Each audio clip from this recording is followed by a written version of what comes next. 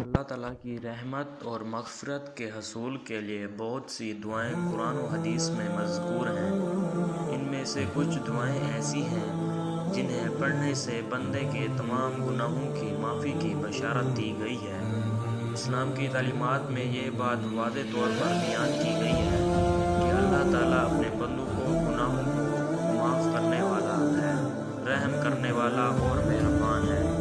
نازل مضمون میں ایسی مخصوص دعائیں اور اللہ کی مغفرت کے متعلق تفصیلی بیان کیا جائے گا۔ اسلام میں اللہ تعالیٰ کی رحمت کو ہر چیز پر غالب قرار دیا گیا ہے۔ قرآن پاک میں اللہ تعالیٰ فرماتا ہے، کہو اے میرے بندو جنہوں نے اپنے جانوں پر زیادتی کی ہے، اللہ کی رحمت سے نا امید نہ ہو جائیں، یقیناً اللہ تمہارے گناہوں کو معاف کر دیتا ہے، وہ بخشنے والا رحم کرنے والا ہے۔ سورۃ زمر آیت نمبر 53۔ یہ آیت اس بات کا پیغام دیتی ہے کہ چاہے گناہ کتنے ہی بڑے کیوں نہ ہوں، اگر بندہ سچی توبہ کرے اور اللہ کی طرف رجوع کرے تو وہ بخش دے گا۔ اللہ کے نزدیک مغفرت کے دروازے ہمیشہ کھلے رہتے ہیں۔ رسول اللہ صلی اللہ علیہ وآلہ وسلم نے مختلف مواقع پر دعائیں سکھائی جو بندے کے گناہوں کی معافی کے لیے مؤثر ہیں۔ ذیل میں چند ایسی مشہور دعائیں کا ذکر کیا جا رہا ہے جن کے بارے میں احادیث میں آیا ہے کہ ان کے پڑھنے سے گناہ معاف ہو جاتے ہیں۔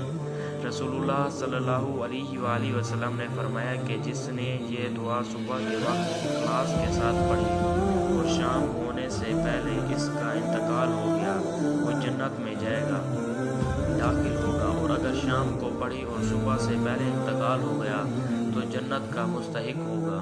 یہ دعا نہ صرف گناہوں کے معافی کا ذریعہ ہے بلکہ بندے کے تعلق کو اللہ کے ساتھ مضبوط کرتی ہے۔ رسول اللہ صلی اللہ علیہ وآلہ وسلم کا فرمان ہے، جو شخص کثرت سے استغفر اللہ کرتا ہے، اللہ اس کے لیے ہر غم سے نجات اور ہر تنگی سے خلاصی عطا فرماتا ہے اور اسے ایسی جگہ سے رزق دیتا ہے جہاں سے اسے گمان بھی نہیں ہوتا۔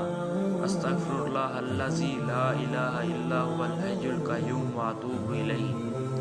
نبی کریم صلی اللہ علیہ وآلہ وسلم نے فرمایا، جو شخص دن میں 100 مرتبہ سورۃ اخلاص قل هو اللہ احد پڑھے، اس کے تمام گناہ معاف کر دیے جاتے ہیں، خواہ وہ سمندر کی جھاگ کے برابر کیوں نہ ہو۔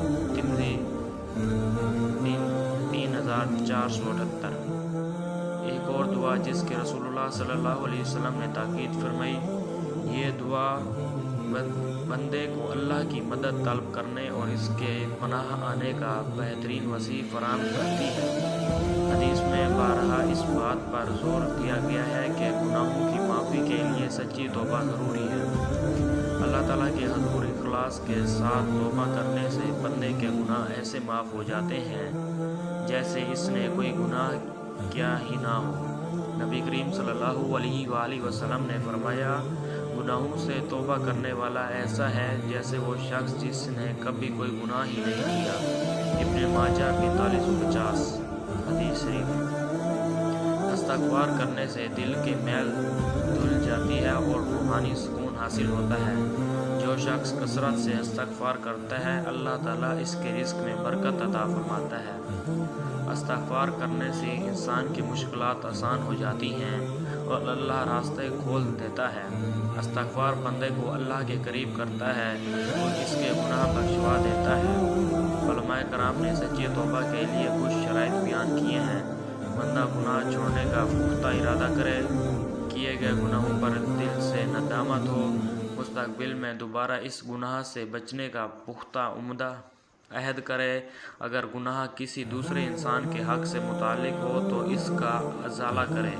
اللہ تعالیٰ کی رحمت اور مغفرت کے حوصلے کے لیے سچی توبہ، استغفار اور دعا بنیادی اہمیت رکھتی ہے۔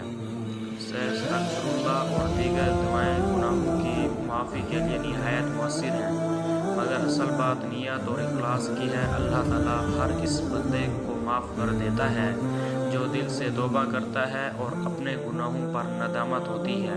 اللہ تعالیٰ کی رحمت سے کبھی مایوس نہیں ہونا چاہیے بلکہ ہر وقت توبہ اور استغفار کرتے رہنا چاہیے تاکہ گناہ معاف ہوں اور انسان دنیا اور آخرت میں کامیاب ہو۔ آپ سے گزارش ہے کہ آپ میرے چینل کو لائک اور سبسکرائب ضرور کریں۔ شکریہ۔